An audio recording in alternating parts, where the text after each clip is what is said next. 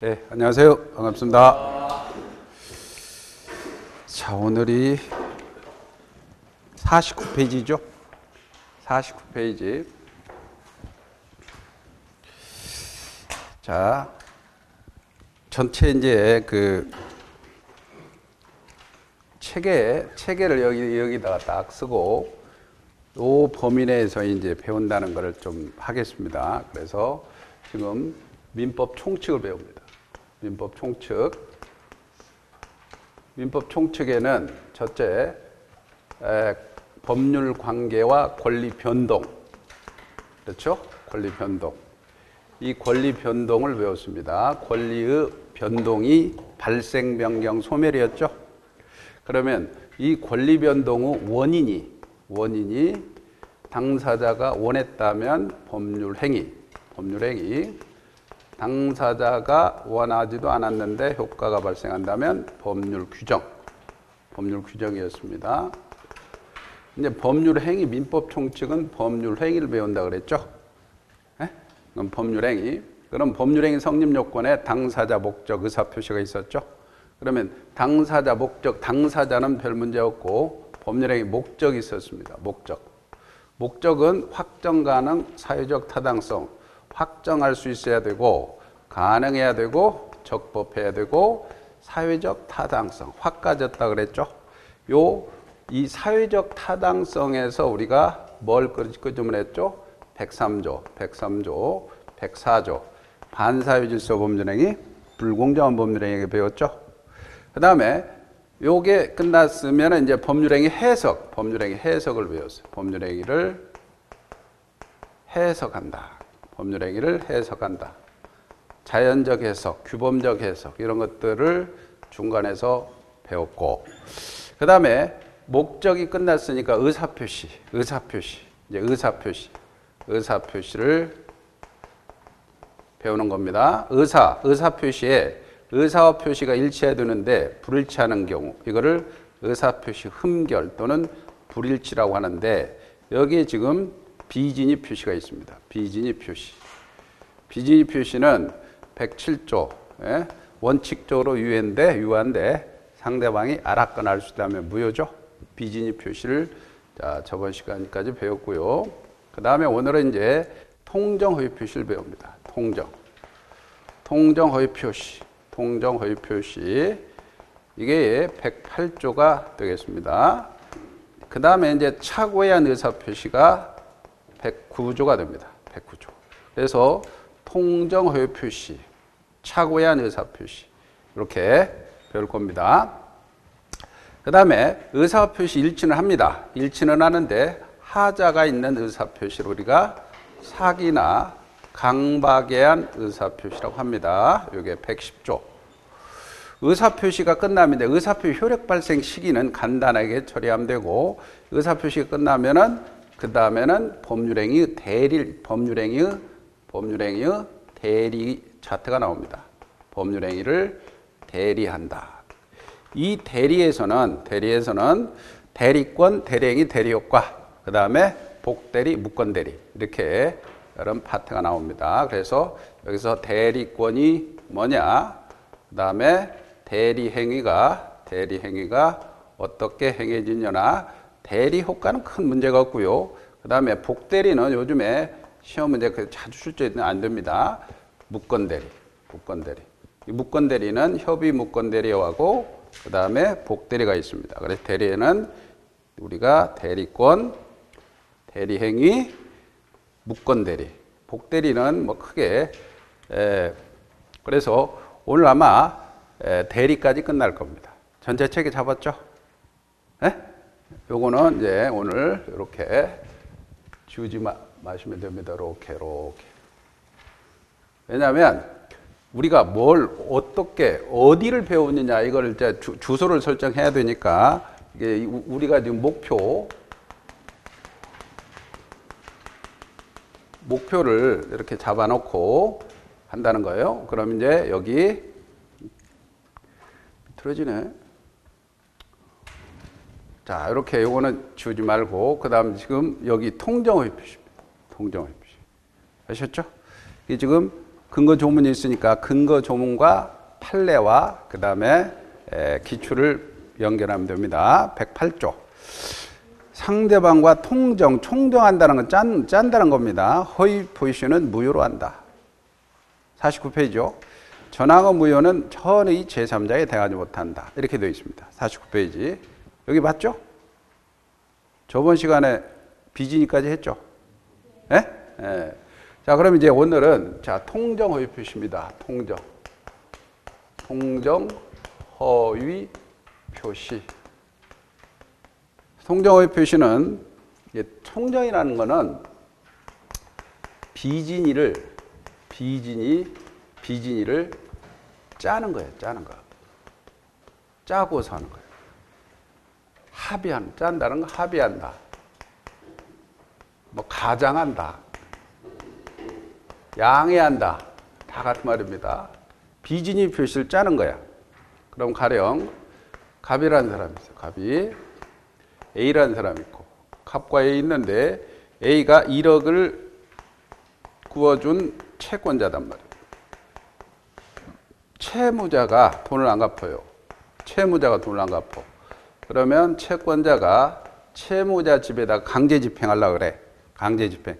집이 날리게 생겼죠. 그러니까 채무자가 친구와 짠다 이 말이에요. 짠다. 아니면 가짜로 한다. 가장한다. 아니면 통정한다. 다 같은 얘기입니다. 아니면 양해를 한다. 합의를 한다. 그래서 매매를 하는 거예요. 매매. 가장 매매. 그러면 이 갑의 입장에서 뭡니까? 갑의 입장에서 사실적으로 집을 넘길 생각이 없죠. 넘길 생각이 없으니까 진이 아닌 의사표시죠. 넘길 생각이 없잖아. 실제로는. 그죠? 그거를 둘이 짠단 말이에요. 병하고. 비진이는 혼자서 둘이서 짜지는 않았죠. 비진이는 저번에 배웠던. 그래서 둘이서 짠 비진이 의사표시단 말이에요. 짰어. 그러면 요 매매가 108조에서 무효가 된다는 거예요. 무효야. 그러면 등기부가 지금 이렇게 되어 있습니다. 이 등기부가 이렇게 됐다면 2번의 소유권 이전 갑인데 3번의 소유권 이전 을로 넘겨놨는데 이게 무효란 말이에요. 등기 넘겨놓은 게 무효요. 그러면 무효니까 갑은 언제든지 회복할 수 있는 방법이 있죠. 그죠? 방법이 있어요. 근데 문제는 요 짠 거, 통정한 거, 양해한 거 요게 좀 걸린단 말이에요. 왜냐하면 우리 103조라는 조문에서 반사회적 법률행위 첩계약을 했죠. 첩계약에서 첩한테 집을 주었어. 그러면 첩이 딴짓거리 한다 하더라도 첩한테 내놔라 청구할 수 있나요? 없죠. 왜? 불법 원인 급여니까. 첩계약은 사유질서에 반하죠.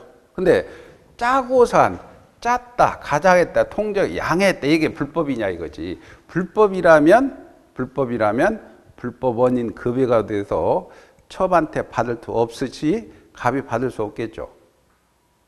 짠 것이 불법이라면, 사유질서에 반한다면. 근데 이게 짠 것은 이 불법이 아니라는 거예요. 사유질서에 반하지 않는다는 거예요. 왜냐하면 재산을 숨긴다는 것은 안 뺏기려는 건 자연적 현상이죠. 그러니까 그게 사유질서에 반하지 않습니다. 사유질서에 반하지 않으니까 요거는 불법 원인 급여가 아니죠. 불법 원인 급여가 아니니까 746조에 따라서 언제든지 부당이득 반환 청구할 수 있어요. 언제든지 내놔라. 그래서 회복하는 방법이 자 부당이득으로 채권으로 내놔라 할 수도 있어요. 아니면 꼭 부당이득으로 청구하느냐? 아니다. 이게 무효니까 소유권은 원칙적으로 갑한테 있으니 원래 자기 거였잖아요. 원래 자기 거였죠? 회복 방법은 야 진짜 내 거니까 내놔라. 우리가 진정 명의 회복을 원인으로 해서 소유권 이전 등기를 청구할 수 있겠죠. 이전 등기하라. 이전하라. 그래서 우가 갑이 회복하면 되겠죠. 아니면 간단하게 이거 말소해버리면 회복하죠. 그래서 이전 등기나 말소 등기나 다 가능합니다. 말소 등기나. 그래서 부당이득으로 청구하든 진짜 내 거니까 내놔라 이전등기 청구하든 말소등기 청구하든 회복 방법은 다양하죠. 다양하죠. 자, 그런데 여기에서 자, 갑은 그렇게 회복하는데 A가 열받잖아요. A가 열받는데 A 입장에서 본다면 우리가 이중매매에서 적극 가담했을 때는 채권자 취소권을 행사할 수 없었어. 왜? 돈 받은 권리가 아니니까. 근데 여기는 돈 받을 권리죠. 돈 받을 권리니까 채무자가 채권자를 해함을 알면서 법률행위했죠. 그러니까 채권자가 야, 너 이거 취소하고 원상으로 회복시켜라. 이렇게 청구할 수 있느냐? 이게 채권자 취소권이죠. 채권자 취소권을 행사할 수 있다는 게 판례 입장입니다. 그래서 A 입장에서는 을을 상대로 야, 매매 취소하고 원상으로 회복시켜라 라고 채권자 취소권 행사할 수 있다 없다? 있다. 여기까지 정됐죠? 그 다음에 만약에 요렇게 됐는데 요 사람이 소유권 회복하기 전인데 그 사이에 팔아먹었어. 근데 이 사람은 요 통정이 이 통정 허위 표시에서 무효라는 사실을 몰랐어. 모르는 제3자란 말이에요. 모르는 제3자는 요게 무효라고 내 거다라고 주장할 수 없다는 거야. 이 사람이 완전히 소유권 취득한다는 겁니다. 그렇게 되면 어떻게 됩니까? 이 사람이 소유권을 넘겼어요. 소유권 이렇게 병한테 넘겼습니다. 병이 모르고 샀다면 완전히 소유권 취득해버립니다. 소유권 취득해버립니다. 근데 이게 원래 등기부를 믿고 샀는데 이 사람은 사실 무권리자잖아요. 무권리자라면은 우리는 사실을 소유권 인정하지 않죠. 원칙적으로. 그렇게 되니까 거래 안전을 해칩니다. 그래서 여기서 비진이 통정 착오 사기 강박에서는 우리 민법이 공신력을 인정하지 않기 때문에 예외적으로 모르는 사람을 특히 보호하고 있다는 거예요. 취지가. 그럼 이 사람은 보호됩니다. 그럼 이 사람 보호되니까 소유권 취득해버리죠. 그럼 열받는 사람들은 누구예요? 갑이죠. 갑이 야 믿고 맡겨놨더니 짜고 맡겨놨더니 팔아먹었어. 그러면 갑은 열받잖아요. 갑은 열받으니까 갑은 그때 을을 상대로 뭘 청구할까요? 야 손해를 끼쳤잖아요. 이 사람이 소유권 취득할 때 소유권 취득하죠. 그럼 이 사람은 을은 갑한테 손을 끼쳤죠. 그러면 갑은 그때 을을 상대로 야 너 불법행위했자. 불법행위로 나한테 손해를 끼쳤지. 그러니까 불법행위로 손해배상을 청구할 수도 있겠죠. 그지? 아니면 너 내 집을 팔아먹고 이득 취했잖아. 이득 취했죠. 그러니까 부당이득으로 야 부당이득 야 집값 내놔. 네 거 아니잖아. 부당이득도 청구할 수 있겠죠. 그렇죠? 손해를 끼쳤다면 손해배상. 아니면 을이라는 사람은 갑 집을 가지고 병한테 팔아먹고 병이 소유권 취득해버렸잖아. 그러면 야 너 부당이득이니까 부당이득 반환 청구하라. 이런 것들에 다 기출 문제입니다. 자, 그 다음에 만약에 병이라는 사람이 다시 팔아먹었다. 이건 전득자라 그래요. 전득자. 이 전득자인데 이 전득자가 비록 악이라 한다 하더라도 선의자가 딱 요게 언폐물로서 버티고 있죠. 언폐물로서 버티기 때문에 즉 요 악이라도 이 사람은 소유권을 취득한다는 겁니다. 언폐물 법칙이에요. 이 사람이 완전히 소유권 취득했으니까 뒤에 있는 전득자가 악이라 하더라도 소유권을 취득합니다. 그리고 뭐 부수적으로 몰랐기 때문에 샀겠죠. 알면 샀겠나요? 안 사죠. 그러니까 일반적으로 선은 추정된다는 거예요. 추정되니까 스스로 나는 몰랐다라고 입증할 필요 없고 갑이라는 사람이 너 알고 샀잖아. 그거를 입증해야 갑이 소유권을 회복한다는 얘기죠. 자, 여기까지 통정허위 표시입니다. 통정허위 표시. 교재를 보세요. 교재를 보시면 통정한 허위 의사표시란 표의자의 내심적 효과 의사, 즉 진짜 이 진위와 표시행위가 일치하지 않음에 대해 상대방 합의가 있어요. 통정했죠. 그리고 표의자의 비진위를 상대방에게 단지 안다는 것으로는 부족하고 짜야 돼요. 합의에 이르러야 됩니다. 요건은 뭐 의사 표시가 존재하고 불일치하고 알고 있고 합의가 있어야 돼요.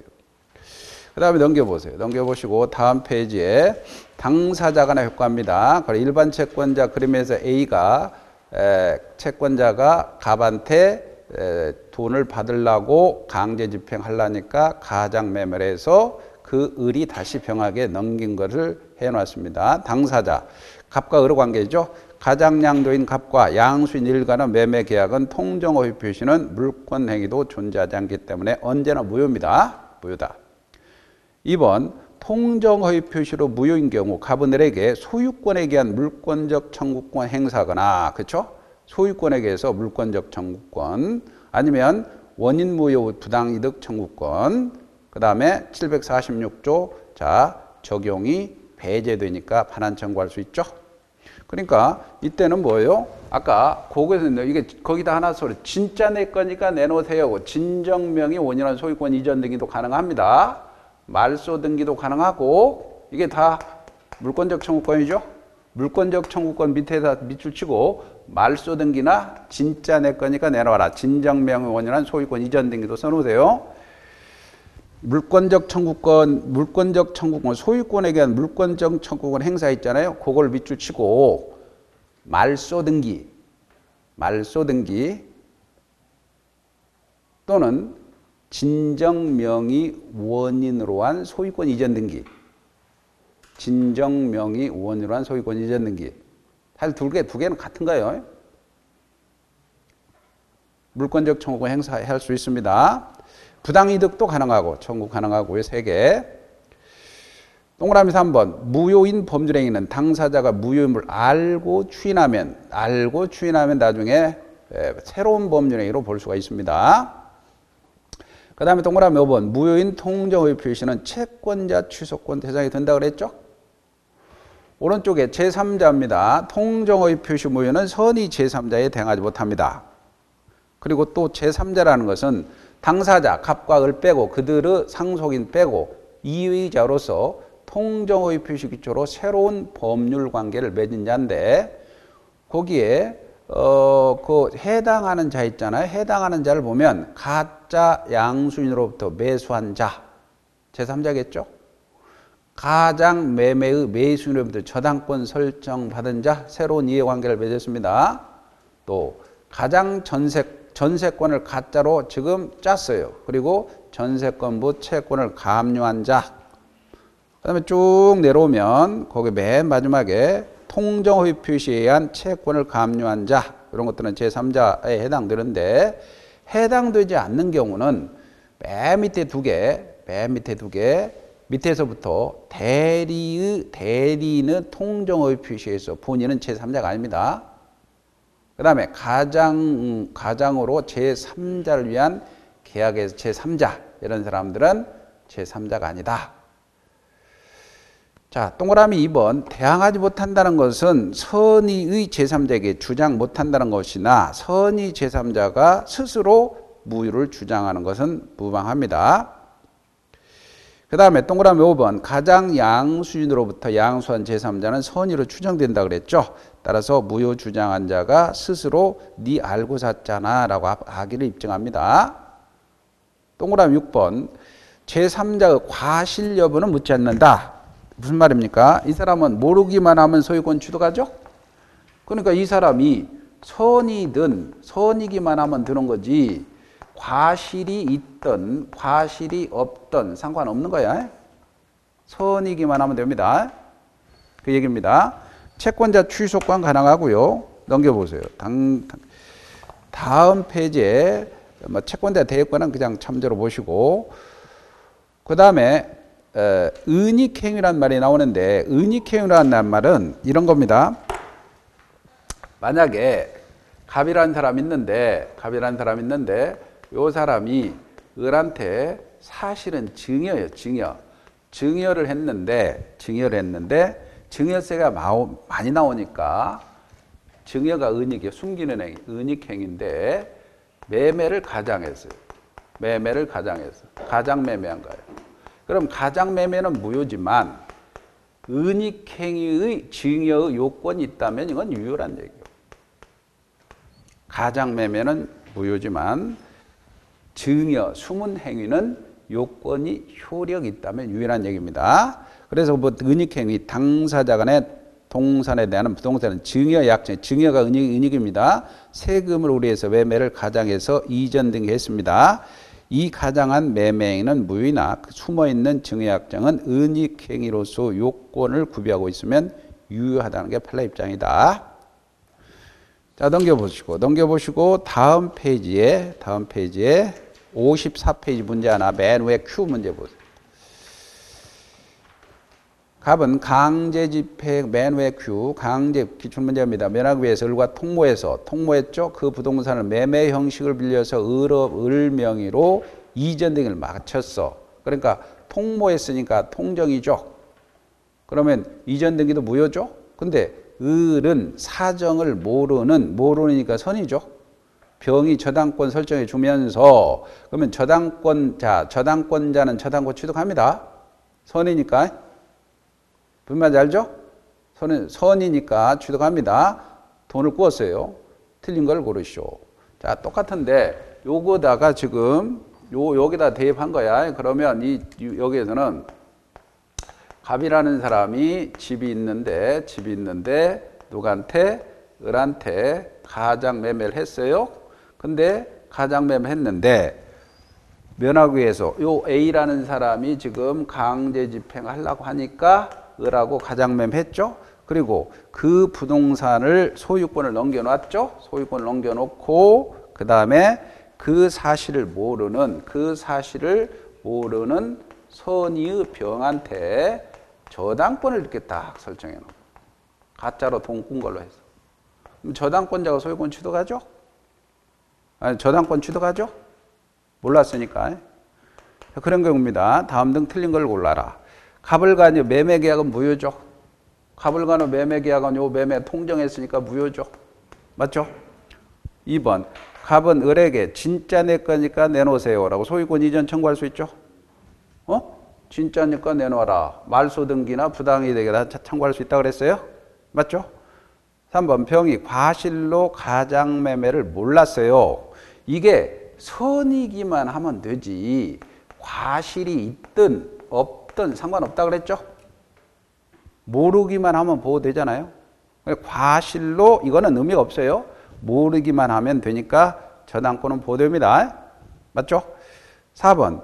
병의 저당권 실행으로 갑에게 손해가 발생했어. 이 사람이 저당권 실행할 수 있죠? 그러면 이 사람이 갑이 손해 발생하죠? 갑은 을한테 손해배상을 청구할 수 있어요? 없어요? 있죠? 있죠? 실행해버리면 손해가 발생했습니다. 갑은 을에게 손해배상 청구할 수 있죠? 맞습니다. 자, 5번. 병의 저당권 실행으로 제3자가 부동산을 매수해버렸습니다. 그러면 매각을 했겠죠. 그럼 갑은 을에게 부당이득 청구할 수 있다, 없다? 있다라고 가야죠. 부당이득 청구할 수 있죠? 5번이 답이죠?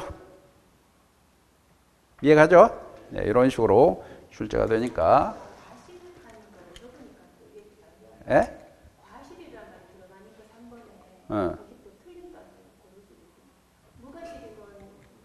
아니 왜 근거 조문을 보세요. 근거 조문에 선행기만 적으면 되잖아. 그러니까 틀리라고 주는 거야. 이게 과실이 있든 없든 상관. 여기서는 전부 다요. 여기 비진이 통정 착오 사기 강박은 무조건 선이기만 하면 보호돼요. 과실이 있든 없든 상관없어요. 과실이 있든 없든. 이해가죠? 그리고 비진이 통정 착오 사기 무조건 선이기만 보호되고 여기에 공통적으로 적용이 안 되는 게 있어요. 이거는 뭐 신분행위, 신공주라고 이렇게 신공주라고. 신분행위는 공통적으로 다 적용이 안 돼요. 그 다음에 공법상행위도 안 돼요. 공법상행위도 전부 다 적용 안 돼요. 그 다음에 주식인수청약도 안 돼요. 인수청약. 공통적으로 안 됩니다. 그래서 여기 신공주 이렇게 암기하면 되면 신공주. 그래서 여기서는 비진이 통정 착오 사기 강박 의사표시는 무조건 선이기만 하면 보호되지 과실을 따지지 않는다. 그리고 신공주는 적용 안 된다. 이렇게 정리하면 될 겁니다. 그 다음에 이제 착오에 대한 의사표시입니다. 그 다음에 착오에 대한 의사표시. 착오는 착오는 여기 비진이는 의사와 표시의 불일치를 혼자서 알고서 해요. 통정은 의사와 표시의 불일치를 둘이서 짜고서 해요. 근데 이 착오는 의사와 표시의 불일치를 모르고 해요. 모르고. 그래서 여기는 의사와 표시의 불일치를 모르고 하는 의사표시다. 그리고 이 백구조라는 조문은 이무규정이니까 당사자 특약으로 배제할 수 있다는 겁니다. 자, 근거 좀 봅시다. 근거 좀 백구조가 있습니다. 의사표시는 법률의 내용은 목적, 효과 같은 얘기죠. 중요분의 착오죠. 중요분의 착오 밑줄이고 취소할 수 있어. 취소는 처음부터 무효가 됩니다. 그 다음에 착오자, 그 착오가 표의자의 중대한 과실, 핵심 단어죠. 중대한 과실이 있을 때는 취소 못합니다. 그러면 결국은 중대한 과실이고 중대한 과실이 없어야 됩니다. 중요물의 착오고. 그 다음에 전항의 의사표시 취소는 모르는 제3자에 대응하지 못한다. 이렇게 규정하고 있어요. 그러면 착오에서는 개념이 의사와 표시의 불일치를 모르고 하는 의사표시인데 첫째, 요놈이 내용의 착오가 있어야 돼요. 내용의 착오. 그 다음에 요놈이 중요 부분의 착오가 돼요. 중요 부분의 착오가 있어야 되고 중대한 과실이 없어야 돼요. 중대한 과실이 없어야 이게 취소할 수 있어요. 취소할 수 있다. 취소를 하게 되면 처음부터 계약은 소급에서 무효가 되어버립니다. 취소를 하면. 그리고 이행한 것은 부당이득으로 반환 청구할 수 있어요. 부당이득 문제가 발생하죠. 근데 요 취소를 해 본들, 나중에 그 취소해서 무효로 만들어 본들, 모르는, 여기도 무조건 선입니다. 모르는 제3자에게 그 취소를 가지고 주장 못한다는 겁니다. 대항 못한다는 거죠. 이렇게 되어 있어요. 자, 그럼 이게 너무 추상적이니까 요거를 착오를 할 때는 요 판례 공장 사건을 하나 기억하라 그랬어요. 그래서 갑이라는 사람이 있는데 이 토지가 이렇게 있단 말이에요. 그런데 을이라는 사람이 인근에서 공장을 하고 있어요. 공장을 하고 있는데 이 공장이 협소합니다. 협소하니까 공장을 확장시킬 목적으로 내가 공장을 더 증설하려고 하니 땅을 파세요 라고 직거래를 제안합니다. 청약을 하는 거예요. 그러면 이 을이라는 사람이 땅을 사서 뭐 할 건지는 내부 동기죠. 땅 사서 건물 짓든 땅 사서 뭐 할 건가, 이 사람은 이유죠. 법률행 이유. 이거를 동기라고 그래요. 동기. 즉 땅 산 이유입니다. 땅 산 이유. 원래 동기는 땅 산 이유는 내용이 안 되는 거야. 법률의 내용이 안 되는 거야. 근데 요 동기는 이놈이 첫째 표시를 하면은 표시에서 상대방이 알고 있다면 내용이 된다는 게 판례 입장입니다. 그러나 표시만 하면 되지 내용으로 하려는 합의까지는 이루어질 필요 없다. 그러나 세 번째, 상대방이 유발했다면 표시 불문하고 착오가 된다. 이게 3단계입니다. 그런데 이 사람은 분명히 뭐라고 해요? 내가 땅 살 거니까 직거래하면서 땅 사서 공장 지을 거니까 자, 땅을 파세요 라고 청약 의사 표시했죠. 청약 의사 표시한 사람이 지금 표의자입니다. 동기 표시했으니까 내용이 됩니다. 표시했으니까 내용이 돼요. 근데 아마 그럴 거예요 라고 그럽시다 라고 승낙을 해서 매매 계약을 체결했어요. 나중에 알고 보니까 이게 이제 파는 사람이 상대방이란 말이에요. 알고 보니까 땅에 이게 공장 지을 수 없는 땅이야. 아차 큰일 났다. 그러면 표의자가 야, 그거 취소할라요 라고 취소하겠죠. 뭘 증명해서 이 중요부 착오다 이거지. 중요부 착오다. 그럼 중요부 착오는 자, 판례가 주관적, 객관적으로 판단을 해야 된다. 무슨 말이냐면 이 표의자 입장에서 그런 착오가 없었으면 안 샀겠죠. 쓸모없는 땅이면 안 샀겠죠. 그러면 여러분의 입장에서 표의자 입장에서 들어가서 여러분도 안 샀겠죠. 그게 주관적으로 표의자 입장과 객관적으로 표의자 입장을 살펴봐서 그 정도로 중요해야 된다는 거죠. 그러면 이 경우는 중요분으로 차고 인정합니다. 달래가 쓸모없는 땅 샀으니까. 그런데 상대방은 이 표의자가 사실은 중요분으로 차고를 입증을 해야 돼요. 표의자가 중요분으로 차고를 입증해야 취소할 수 있죠. 이 표의자는 의사표시의 효력을 부인하는 사람, 취소하는 자니까 부인자라고 합니다. 효력 부인자, 취소하려는 자. 그러면 상대방이 그런 거야. 상대방은 요거 잘 팔아먹었잖아요. 그러니까 무슨 소리냐? 너 그거 미리 알아보지 않은 건 중대한 과실 아니냐? 이 중대한 과실은 현저한 부주의를 중대한 과실이라 그래요. 그러면 이 사람이 야, 너 중대한 과실이야. 미리 알아봐야 되는데 알아보지 않았으니까 중대한 과실이다 라고 해서 이 취소를 못하게 하려겠죠. 그래서 요 중대한 과실은 누가 입증하나? 상대방이 입증합니다. 상대방이 입증하는데 여기 이제 기출 잘 나오는데 이 상대방은 효력을 유지시키려는 자죠. 효력 유지자죠. 유지자가 입증해야 돼요. 근데 요거는 바꿔보면 굉장히 틀립니다. 그래서 이제 결론은 자, 상대방은 취소하지 않으려고 그러고 표의자는 취소하려고 그러고 그럼 판사가 판단해야 되겠죠. 이 사건에서는 판사가 누구 손을 들어줬냐면 자, 중요부초고 맞다. 맞아. 근데 문제는 네가 취소하려면 중대한 과실이 없어야 되는데 네 직업을 살펴보니까 직업을 프로야. 공장 사장이잖아. 사업가야. 사업가는 공인중개사를 통해서 샀으면 아무 문제 없는데 직거래했잖아요. 직거래했을 때는 일단 토지대장이나 그다음에 토지계획 이용 확인을 떼보면 알 건데 그걸 미리 알아보지 않은 거는 너 중대한 현저한 부주의를 한 거야. 그래서 중대한 과실이 있다고 판단합니다. 그럼 중대한 과실이 있으니까 취소 못하죠. 취소 못하니까 원고 패소 결정을 내립니다. 아셨죠? 그래서 중대한 중요부로 차오고 중대한 과실이 없어야 취소할 수 있다. 이렇게 연결되는 겁니다. 그리고 여기서 이제 뭐 여기 내용의 착오가 있느냐? 여기 여러 착오가 있어요. 예를 들어서 토지 만약 양도소득세가 부과되지 않을 거라고 생각하는데 양도소득세가 부과됐단 말입니다. 이건 법률의 착오입니다. 법률의 착오도 중요부로 차오고 중대한 과실이 없으면 취소할 수 있다. 그리고 만약에 글씨를 이렇게 900만 원이라 그럴 것을 9,000원으로 적어버린 거야. 그럼 표시상의 착오입니다. 표시상의 착오도 중요부로 차오고 중대한 과실이 없으면 취소할 수 있다. 이렇게 연결되는 거고요. 이해가죠?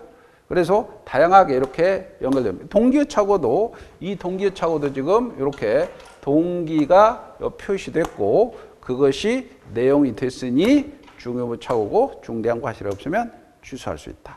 이렇게 연결되는 거예요.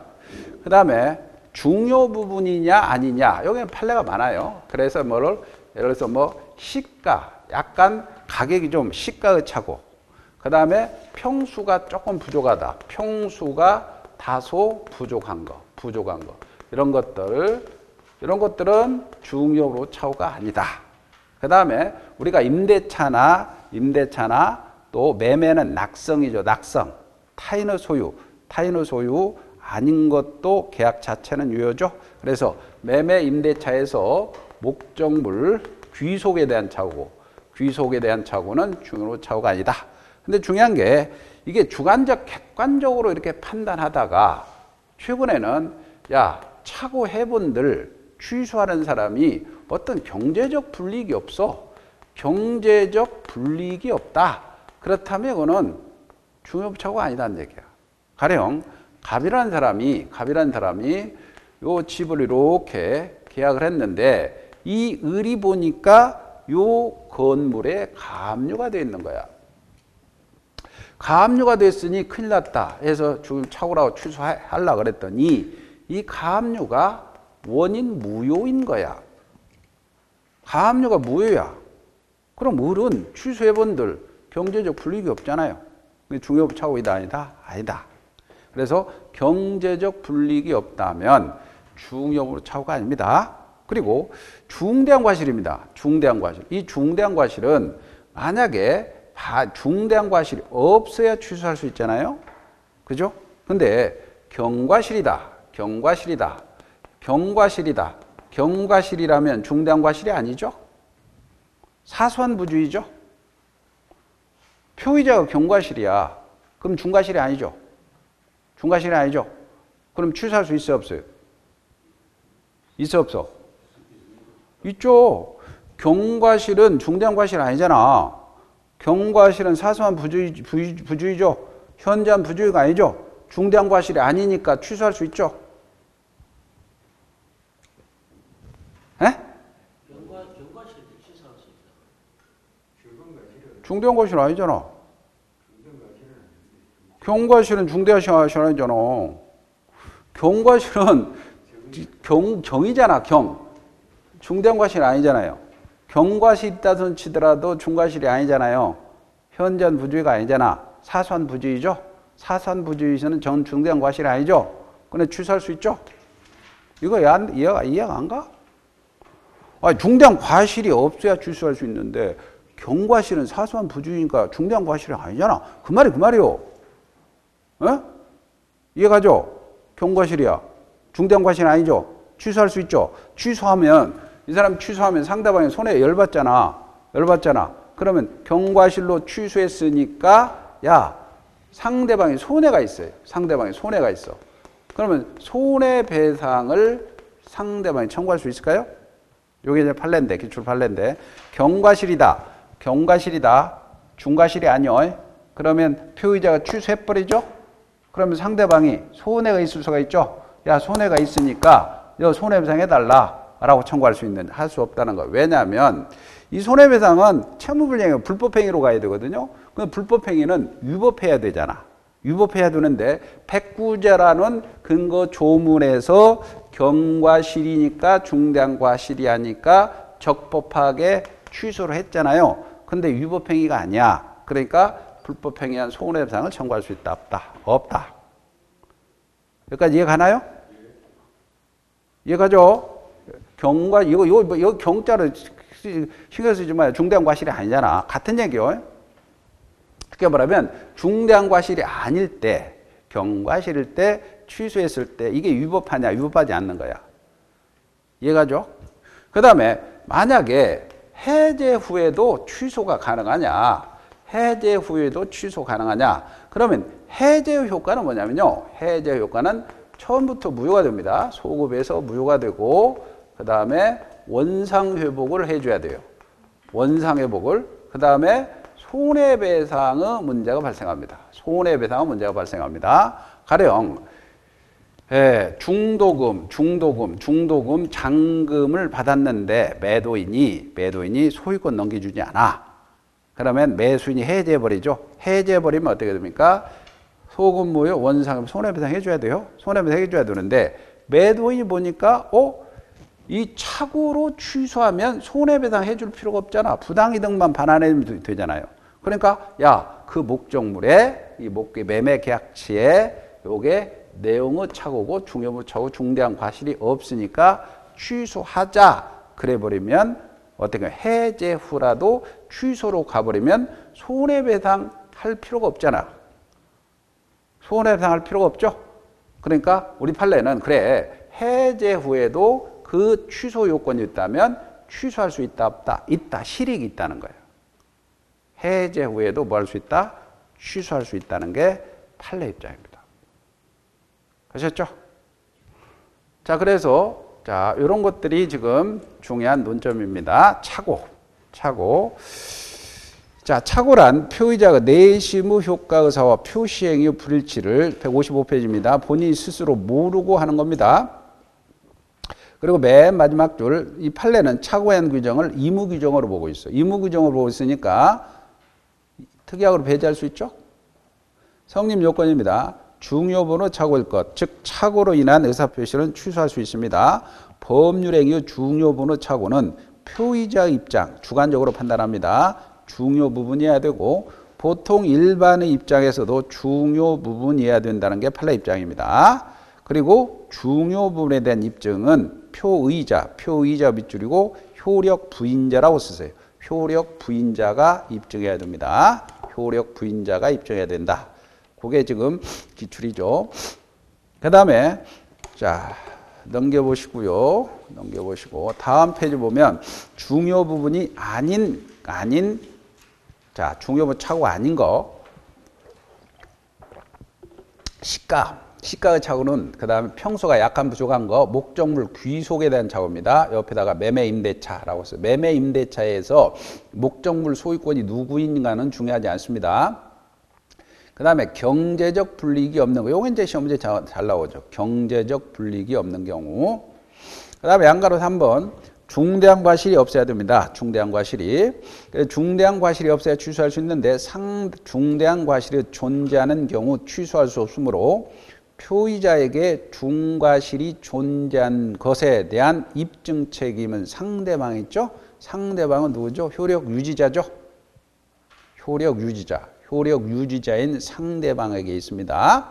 따라서 경과실이 존재합니다. 경과실이 존재한다는 건 중대한 과실이 아니죠.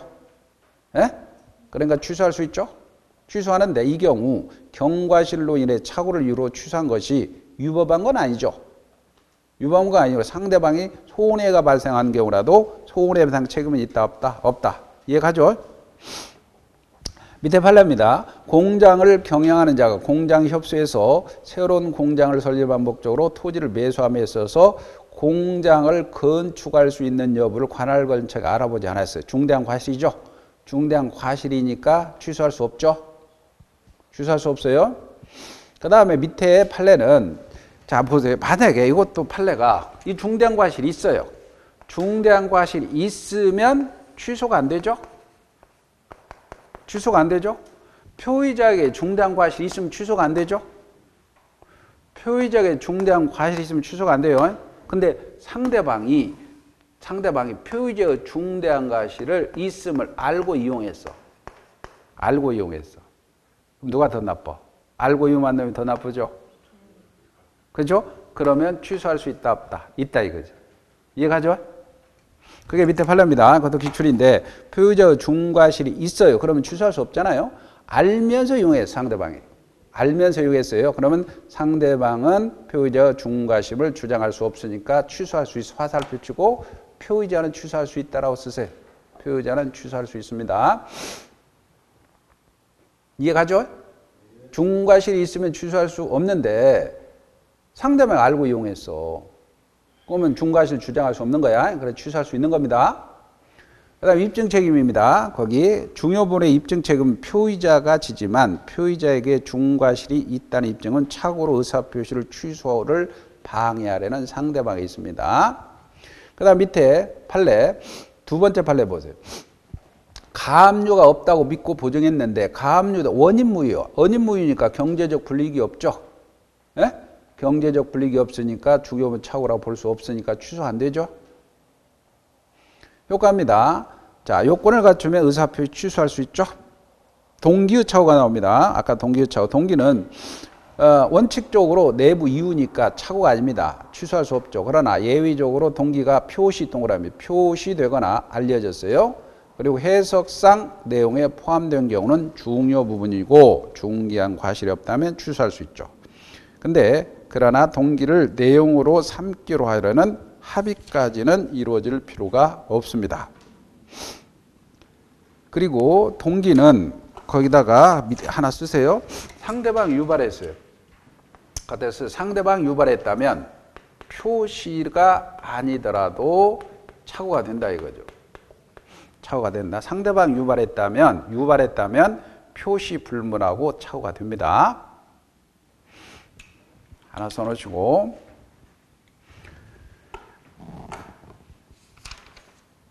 자 넘기시고요. 판례 세 번째 보세요.